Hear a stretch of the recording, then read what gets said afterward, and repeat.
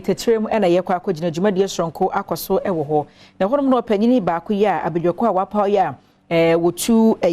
International Criminal Court no efo no his lordship Justice Dennis Ejay wode nsem watu dwa na wo kyerese ase ankra na sudi eda yenso sa Ghana fo no ye yatoto na se yatoto na jeje mu ne ka ho bi ana ma my Ghana sade wase yetimi koye nimu ntentem so no e ma ne santi obi anhwe na sudi eda no so no onsom no nyere pepepe.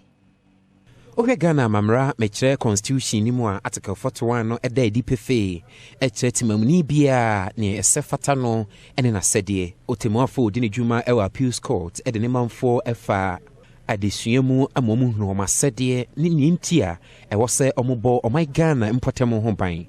oba yentemu de wenye yeda omai ebetumpon a ejina enipa no ankasa so ejina nipa no ankasa so yehwe Ghana ye mrakese aye friend Constitution of Ghana 1992 no a article 41 e kire se ye pese ye ma no ekoyi a yenye obamba pa na omamba pa no e de e na esese ye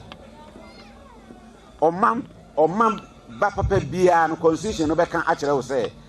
di Ghana ni muani enso Ghana wani eso Ghana wani eso mpanimfo wani eso wohemfo wani eso TDC wo committee chairman na yifo nyina no wani eso wo mo otemuafo ya okwa African Court a oyetemuafo no kru ya esan tetremu abusua adehyiku no ono ene da no ahwe ahunu se enwomasua yade a ekofom pa ewo manso ene ne mpotemu o kire se emredu sa wofo no behwe se omomanom no beyire omho asuade yie na tumi abom nkanko wombo data epa vocational training hu dwumadi hu entoma womobo atememufuo no